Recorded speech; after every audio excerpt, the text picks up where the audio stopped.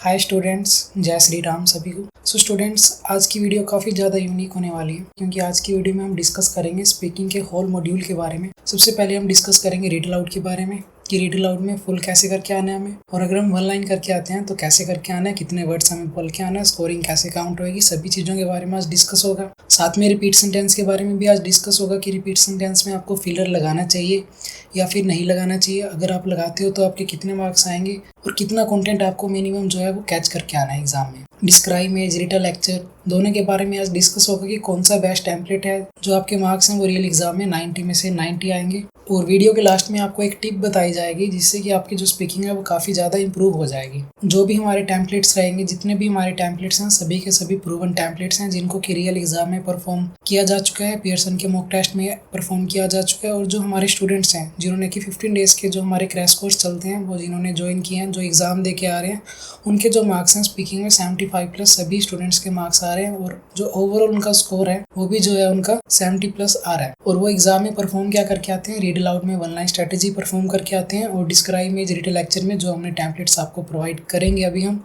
वो टेम्पलेट्स वो एग्जाम में परफॉर्म करके आते हैं। और जो उनका स्कोर है वो आप साइड में देख सकते हो।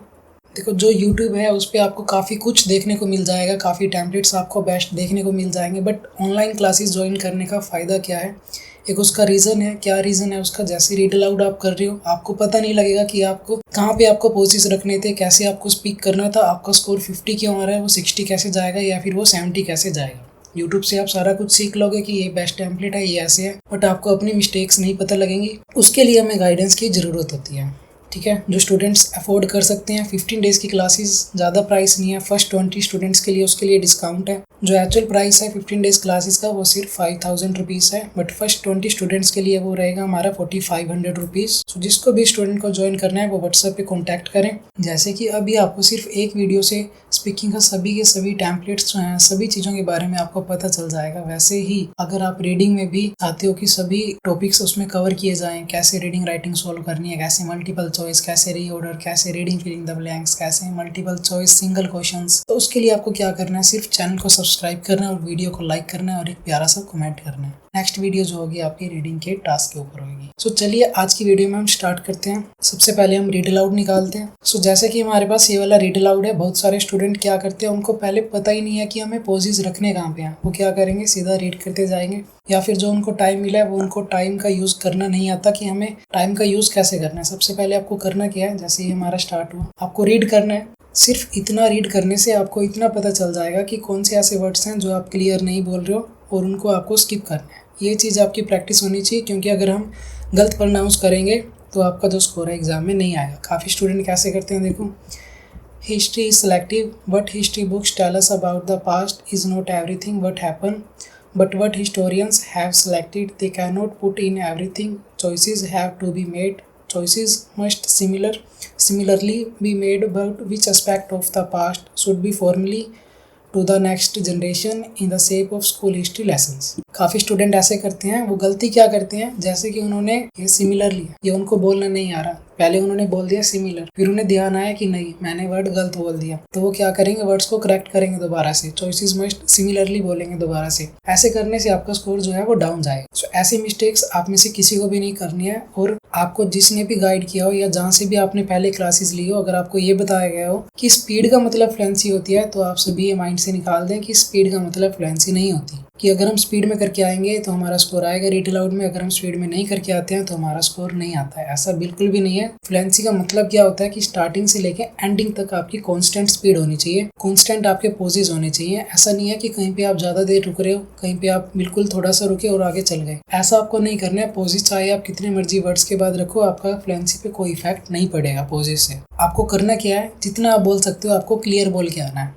वहाँ पे स्कोरिंग कैसे काउंट होती है, मान लो यहाँ पे ये पूरा हमारे पास रीड अलाउड है अराउंड 50 से 60 वर्ड्स का। जैसे आपने सारा का सारा रीड किया और कुछ वर्ड्स आपने इसमें से स्किप कर दिया, गलत कर दिया। टोटल वर्ड्स हैं इसके 50 वर्ड्स हैं, वो आपने वो टोटल के टोटल वर्ड्स जो है रीड किए, तो उसकी टोटल करेक्टनेस कितनी होगी, 100%। अगर आप सारे के सारे वर्ड्स क्लियर करके आते हो, क्लियर बोल के आते हो वहाँ पे प्रोनाउंसिएशन से, और उसमें अगर आपकी फ्लुएंसी प्रॉपर है तो जाके आपका स्कोर है जो वो 90 आएगा। बट वन लाइन के केस में क्या होता है, वन लाइन के केस में स्कोर कैसे आता है, जैसे कि मैंने अभी आपको बताया कि स्कोर हमारा कैसे आएगा, जितना हम रीड कर रहे हैं वो हमारा क्लियर होना चाहिए। वो मैटर नहीं करता कि हम कितना बोल के आ रहे हैं वहाँ पे, या फिर हमारा ऐसे में रीडिंग में स्कोर नहीं जाएगा, ऐसा बिल्कुल भी नहीं है। हमारे 10 में से 9 स्टूडेंट जो हैं वो 1 लाइन करके आते हैं और एग्जाम में उनका स्कोर जो है स्पीकिंग में 90 को टच करता है, एंड रीडिंग में भी उनका फुल स्कोर मिलता है। कंटेंट में आपको पूरा कंट्रीब्यूशन मिलेगा रीडिंग से। जैसे कि हम 1 लाइन में सिलेक्ट करते हैं, what history books tell us about the past is not everything that happen, यहाँ तक। या फिर हम कर सकते, तो सबसे पहले हम वर्ड काउंट करेंगे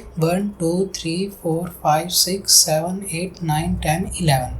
यहाँ तक हमारे 11 वर्ड बन रहे हैं। 1 लाइन में रिक्वायरमेंट कितनी वर्ड्स की है? मिनिमम 8 वर्ड्स की है। आप ज़्यादा भी कर सकते हो, स्कोर जैसे आएगा वो मैंने आपको बता दिया। जितना आप क्लियर बोल के आ रहे हो वहाँ पे, और उसकी अगर आपकी प्रॉपर फ्लुएंसी है तो आपका स्कोर आएगा, अदरवाइज वहाँ पे 1 लाइन से स्कोर नहीं आएगा। इस चीज़ का आप ध्यान रखना कि जो बोलते हैं कि हमारा 1 लाइन स्ट्रैटेजी में स्कोर नहीं आया या फिर वो वर्क नहीं किया, ऐसा नहीं है कि वो वर्क नहीं कर रही, आपको वो परफॉर्म करनी नहीं आई। और 1 लाइन स्ट्रैटेजी में आपको एक चीज़ का और ध्यान रखना है कि जितने भी आप वर्ड्स कर रहे हो उसका एक प्रॉपर सेंटेंस बनना चाहिए। जैसे कि what history books tell us about the past is not everything, कि हिस्ट्री बुक क्या बता रही है कि पास्ट जो है वो सब कुछ नहीं है। ठीक है, एक प्रॉपर सेंटेंस बन रहा है। ठीक है, जैसे हमारे वर्ड्स 8 यहाँ तक बन रहे थे, 1 2 3 4 5 6 7 8 9 10। अगर हम बाय चांस इस तक बोल के आते हैं तो हमारा स्कोर जो है 1 लाइन में वो कम आएगा, कि जो एंडिंग है वो प्रॉपर नहीं हो रही। अगर हम नोट तक करके आते हैं तो भी स्कोर जो है प्रॉपर नहीं आएगा, क्योंकि एंडिंग प्रॉपर नहीं हो रही है। तो एक प्रॉपर सेंस बननी चाहिए, उतना आपको करके आना है। तो चलिए सबसे पहले हम इसको फुल ट्राई करते हैं और फिर इसमें 1 लाइन ट्राई करेंगे कि कैसे आप एपयूनी में चेक कर सकते हैं कि जो आपका स्कोर है वो कितना दिखाएगा। कैसे आप एपयूनी में चेक कर सकते हैं कि आपका 1 लाइन से स्कोर कितना आएगा और फुल करोगे तो आपका कितना स्कोर आएगा। पोजिस हमें कहाँ पे रखने हैं वो भी आप एक बार सभी चेक करना। हम इसको स्टार्ट करते हैं, रीडू करते हैं। History selective, what history books tell us about the past is not everything that happen, but what historians have selected, they cannot put in everything, choices have to be made, choices must similar be made about which aspect of the past should be formally to the next generation in the shape of school history lessons। अभी मैंने इसमें क्या किया, ये जो words है ये मैंने स्किप कर दिया। ठीक है, सबमिट करते हैं और स्कोर देखते हैं स्कोर कितना आ रहा है। जो हमारी टाइमिंग है वो हमारी 18 सेकंड में जो है ये सारा कंप्लीट हो गया था। तो जैसे कि आप देख सकते हो स्कोर कितना है 80। मैटर नहीं करता कि इसने पोस्ट दिखाए या नहीं दिखाए हैं, एग्ज़ाम में वो कितना आएगा हमारा, रियल एग्ज़ाम में 90। अगर आप यहाँ पे 80 तक क्रॉस कर रहे हो तो रियल एग्ज़ाम में वो आपका 90 स्कोर है। ठीक है, और अगर जिस भी स्टूडेंट को 1 लाइन करके आनी, अभी आपने देखा मैंने पोजेस काफ़ी रखे हैं, फुल स्टॉप पे मैंने पोज रखा, कोमा पे मैंने पोज रखा, यहाँ पे फिर पोज रखा, यहाँ पे फिर से पोज रखा, लास्ट में यहाँ पे आके मैंने थोड़ा पोज रखा जनरेशन पे, फिर लेसन पे पोज रखा। तो जो भी आपको लगता है कि ज़्यादा लेंथी लाइन हो रही है, तो जब आपके पास टाइम होता है, यहाँ पे 35 सेकंड है, रियल एग्जाम में 40 सेकंड होंगे आपके पास, तो आपको पहले वही देखना है कि आपको पोजेस रखने कहाँ पे हैं। अगर आपको इस चीज़ का पता होगा कि आपको यहाँ पे पोज रखने हैं या फिर ये वर्ड आपको स्किप करना है, तो आप इजीली वहाँ पे एग्जाम में परफॉर्म करके आ सकते हो। तो अभी हम 1 लाइन जो है इसमें बोल के देखते हैं। सीधा हम इसको स्टार्ट करते हैं, हम लाइन रीड करेंगे यहाँ से लेके एवरीथिंग तक। But history books tell us about the past is not everything. ठीक है, ये हमने रीड किया, बट आपको कभी भी ऐसे रीड नहीं करके आना कि आपका सारा फोकस प्रोनाउंसिएशन पे और वहाँ से फ्लुएंसी चली जाए। कैसे?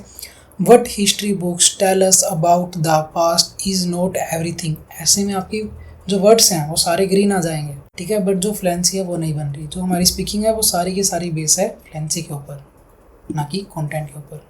अभी चेक करते हैं। कंटिन्यूसली हमने एक फ्लो में बोला था, स्पीड ब्रेक नहीं की, तो आप चेक कर सकते हो यही हमने किया था, यही उसने सारे के सारे वर्ड्स जो हैं हमारे कैच किए हैं। But history books tell us about the past is not everything. एप्यूनी में अगर आप फर्स्ट लाइन को प्रेफरेंस करते हो तो वो वर्ड्स आपके ग्रीन भी दिखाएगा, अदरवाइज अगर आप सेकंड लाइन थर्ड लाइन को आप पिक करते हो तो चांसेस हैं कि वो आपके जो वर्ड्स हैं वो ग्रीन येलो ना भी दिखाए, क्योंकि इसमें 1 लाइन स्ट्रेटजी जो है वो वर्क नहीं करती है, वो सिर्फ रियल एग्जाम में वर्क करती है। बाकी जितने भी सॉफ्ट वहाँ से आपको 100% करेक्टनेस का पता नहीं चलेगा। अगर आप में से किसी को भी एग्जाम से पहले वो अप्लाई करके देखना है कि मेरे पता नहीं स्कोर आएंगे या नहीं आएंगे, अगर कॉन्फिडेंस नहीं आ रहा पता नहीं 1 लाइन में स्कोर आएगा या नहीं आएगा, अगर आपके पास कॉन्फिडेंस नहीं है या डाउट है आपके मन में पता नहीं स्कोर आएगा नहीं आएगा, तो 100% है आपका स्कोर वहाँ पे नहीं आएगा, क्योंकि एग्जाम में कॉन्फिडेंस होना बहुत ज़्यादा ज़रूरी है। काफ़ी ऐसे स्टूडेंट्स भी हैं जिनका यहाँ पे स्कोर 50-60 आता था, बट रियल एग्जाम में वो 70+, 80+ लेके आ रहे हैं। रीज़न यही है, confidence is most important in PT, क्योंकि वहाँ पे सिंपल सभी को पता है स्पीकिंग में जो हमारा स्कोर आएगा वो सारी की सारी फ्लुएंसी के बेस पे आएगा। अगर आप वहाँ पे जाके बैठ गए और घबरा गए, नर्वस हो गए, तो जो आपकी फ्लुएंसी है वो चांस ही नहीं है कि वो बन जाएगी। फंबलिंग करोगे, वर्ड्स प्रॉपर तरीके से नहीं आएंगे, और रीड अलाउड मोस्ट इंपॉर्टेंट है, रीडिंग में कॉन्ट्रीब्यूशन है इसका। तो अगर ये नहीं हुआ तो आपको मतलब स्पीकिंग जो है वो आपकी अब जा ही नहीं सकती। डिस्क्राइब में रिटल लेक्चर इतना कंट्रीब्यूशन नहीं करेंगे कि आपकी जो स्पीकिंग है उसको वो 70+ ले जाए। तो सभी को इस चीज़ का ध्यान देना है। किसी के भी माइंड में 1% भी डाउट हो कि वन लाइन स्ट्रैटेजी वर्क करेगी या नहीं करेगी, तो पहले उसको आप पियर्सन के मॉक टेस्ट में अप्लाई करें, फिर आप रियल एग्जाम की तरफ जाएं। तो अभी हम बात करते हैं रिपीट सेंटेंस के बारे में। क्या हमारी इसमें स्ट्रैटेजी रहेगी, कैसे इसमें हमारा स्कोर आएगा।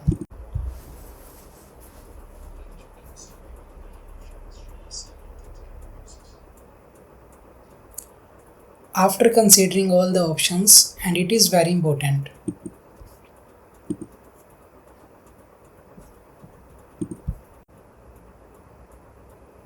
जैसे कि आप देख सकते हो स्पीकर ने क्या बोला था, after considering all the options she decided to take risk. ठीक है, हमने कितना बोला यहाँ पे, after considering all the options, सिर्फ इतना, लास्ट में हमने फिलर लगा दिया, and it is very important. और स्कोर हमारा कितना है, फ्लुएंसी में 90, प्रोनाउंसिएशन में 85, कंटेंट में 62, बट ओवरऑल स्कोर कितना बन रहा है, 81। इसमें रिपीट सेंटेंस हमारे पास एग्जाम में आता कितने मार्क्स का, आपको ये पता होना चाहिए। कंटेंट का कंट्रीब्यूशन है, आप जैसे कि देख पा रहे हो प्रोनाउंसिएशन फ्लुएंसी में मार्क्स ज्यादा है, बट कंटेंट में मार्क्स कम है, बट हमारा ओवरऑल कितना है, 81। तो यानी कि इससे आपको क्या पता लग रहा है कि जो प्रोनाउंसिएशन और फ्लुएंसी है उसका कंट्रीब्यूशन ज्यादा है। तो फ्लुएंसी है हमारी वो 5 मार्क्स की है, प्रोनाउंसिएशन 5 मार्क्स की है, कंटेंट सिर्फ 3 नंबर का है। अगर आपने 50% कंटेंट बोल दिया तो आपके 3 में से 2 नंबर डेफिनेटली है। तो ऐसा ना हो कि सिर्फ 1 नंबर की वजह से आप जो है अपना सारा का सारा स्कोर जो है वो नीचे ले आओ। अगर आपको सिर्फ 3, 4, 5 वर्ड सुनाई दे रहे हैं तो आप फिलर लगाओ। 60% तक जो है रिपीट सेंटेंस का कंटेंट बोल के आ रहे हो एग्जाम में, अगर आप फिलर नहीं भी लगाते हो तो भी आपका स्कोर आ जाएगा, मार्क्स जो है वो कम नहीं आएंगे। जैसे कि हम एक बार इसमें ट्राई करते हैं, कि बार हम ट्राई करेंगे बिना फिलर के। सीधा ही हम इसको स्टार्ट कर देते हैं, after considering all the options, इतना ही हमें बोलना है। After considering all the options, submit करते हैं इसको और चेक करते हैं इसको।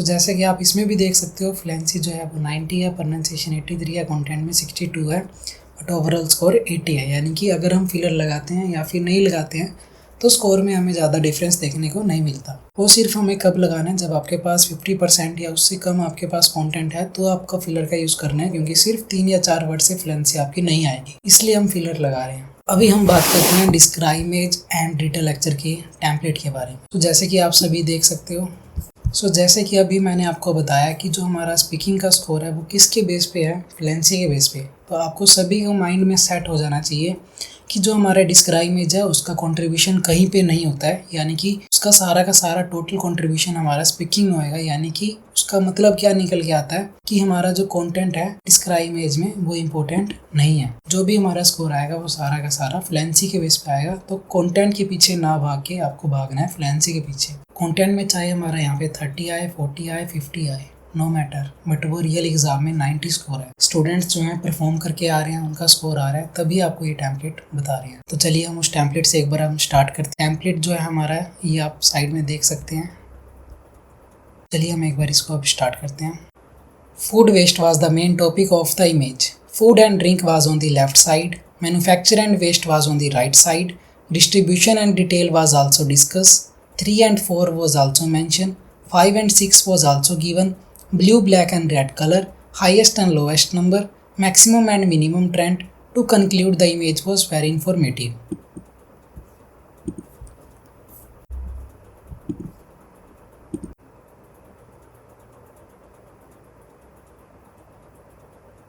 आपको इसमें करना क्या है, इस टेम्पलेट में आपको यहाँ पे चेक कि आपकी जो फ्लुएंसी है वो 90 होनी चाहिए। कंटेंट में चाहे 30 आए, 40 आए, हमें कोई मैटर नहीं करता वो एग्जाम में। आप दोबारा से इसको एक बार सुन के देख सकते हैं। Food waste was the main topic of the image. Food and drink was on the left side, manufacture and waste was on the right side, distribution and detail was also discuss, 3 and 4 was also mentioned, 5 and 6 was also given, blue, black and red color, highest and lowest number, maximum and minimum trend. To conclude the image was very informative. चाहे कोई भी image आ जाए, चाहे यहाँ पे line graph हो, चाहे bar graph हो, चाहे कोई चार्ट हो या फिर कोई पिक्चर भी हो, कंटेंट इंपॉर्टेंट नहीं है। अगर बाय चांस आपके पास कोई पिक्चर आ जाती है तो आपको कंटेंट उसमें नहीं पता लग रहा, तो आप सीधा क्या करना है, जो आपके आसपास आपको दिख रहा है वो आप बोल के आ सकते हो एग्जाम में, आपके जो मार्क्स हैं वो कम नहीं होंगे। अभी हम डिस्कस करते हैं रिटन लेक्चर के बारे में, क्योंकि ये जो हमारा टेम्पलेट है, सबसे इम्पोर्टेंट बात जो हमारा ये टेम्पलेट है उसकी टाइमिंग कितनी कवर होनी चाहिए आपके पास, minimum 20 second and maximum 23 second. उससे ज़्यादा अगर ये आपका टेम्पलेट जो है वो जा रहा है, यानी कि आप या तो स्पीड आपकी काफ़ी ज़्यादा स्लो है या फिर आप कुछ ना कुछ मिस्टेक कर रहे हो, ठीक है। ये जो आपका टेम्पलेट है वो इतने सेकंड में कंप्लीट हो जाना चाहिए, तब जाके अगर आपका जो फ्लुएंसी है वो 90 आ रही है तो वो गुड है, यानी कि आपका रियल एग्जाम में फिर जो स्कोर है वो 90 आएगा। अभी हम रिटन लेक्चर निकालते हैं और कुछ कीवर्ड्स को नोट करते हैं। सिंपल कीवर्ड्स हम नोट करेंगे, ज़्यादा हम हार्ड की तरफ नहीं जाएंगे, फ्रेज हम नहीं पिक करेंगे, हम नोट करेंगे सिर्फ keywords. The history of software is, of course, very, very new. The whole IT industry is really only 60-70 years old, which is extraordinary. And to be so close to the birth of a major new technology, a major new discipline, is quite remarkable, given where we've got to in those 67 years. And the progression has been not so much a progression as a stampede, because Moore's law, the rapid expansion in the power of computing and the rapid fall of the cost of computing and storage and communications, has made it feasible for information technology to move into all sorts of areas of life that were never originally envisaged. What has happened is that there has been, as I said, a stampede for people to pick the low-hanging fruit. And that is what's guided the development of software and information technology over the past decades, and continues to do so, with a number of consequences that we will explore. सो अभी हमने क्या किया है, keywords जो हैं हमने note कर लिए हैं। जो हमने कीवर्ड्स नोट किए हैं वो आप साइड में देख सकते हो। सो अभी हम क्या करते हैं, सिंपली स्टार्ट करते हैं। आप देखना कि हम कैसे बोल रहे हैं, कहाँ कहाँ पे हमने पॉजेज रखे हैं, कैसे आपका जो स्कोर है रिटन लेक्चर में 90 आएगा। यहाँ पे एपयूनी में जो आपका स्कोर है वो 90 नहीं आएगा, बट रियल एग्जाम में आपका जो स्कोर है वो 90 आ जाएगा। सो हम इसको एक बार अभी स्टार्ट करते हैं। Software was the main topic of the lecture. New technology and IT industry was also describe. Discipline and progression was also stated. Storage and communication was also indicated. Information and fruits was also discussed. Development and past was also mentioned. Consequences and exploration was also given. To conclude, the lecture was very informative. जो हमारी written lecture की timing है वो भी हमारी same रहेगी जो कि हमारी डिस्क्राइब इमेज में थी। सो जैसे कि आप चेक कर सकते हैं स्कोर कितना दिखा रहा है, वो 84, फ्लुएंसी में 89 है, कंटेंट में 90 आउट ऑफ 90 है। आपका भी जो स्कोर है वो फर्स्ट टाइम में ही जो है 80+ आ जाएगा इन टेम्पलेट्स का अगर आप यूज़ करते हो। बट आपको एक चीज़ का ध्यान रखना है कि हमें जो पॉजेज हैं वो कहाँ पे रखने हैं, जब हमारी एक लाइन जो है कंप्लीट हो गई है उसके बाद ही अगर आप पॉजेज रखते हो तो जाके आपका जो स्कोर है वो एग्जाम में 90 आउट ऑफ 90 आएगा। और जो आंसर शॉर्ट क्वेश्चन है वो इतने इंपॉर्टेंट नहीं है, बट उसका कंट्रीब्यूशन थोड़ा लिसनिंग में है। तो उसके लिए आपको क्या करना है, आपको व्हाट्सएप का जो ग्रुप है उसका लिंक आपको शो हो रहा है नीचे, आप वहाँ पे जाके ज्वाइन कर सकते हो। वहाँ पे आपको जो है आंसर शॉर्ट क्वेश्चन की जो PDF है वो मिल जाएंगी, और जो भी लेटेस्ट न्यू अपडेट्स होते रहते हैं वो आपको ग्रुप में शेयर किए जाएंगे। जैसे हमने अभी स्पीकिंग के होल मॉड्यूल्स के बारे में आपको डिस्कस किया है, वैसे ही अगर आप रीडिंग में होल मॉड्यूल में शॉर्टकट ट्रिक्स को जानना चाहते हैं तो उसके लिए आप चैनल को सब्सक्राइब करें, वीडियो को लाइक करें। तो नेक्स्ट वीडियो जो होगी हमारी रीडिंग के होल मॉड्यूल के बारे में होगी, जिसमें कि हम सभी ट्रिक्स के बारे में आपको डिफाइन करेंगे, शॉर्टकट ट्रिक्स बताएंगे, ना कि कोई रूल समझाएंगे आपको कि कैसे आपको आंसर जो है वो एग्जाम में सिलेक्ट करके आने हैं। फिर मिलते हैं हम किसी अनदर वीडियो के साथ। तो जय श्री राम सभी को।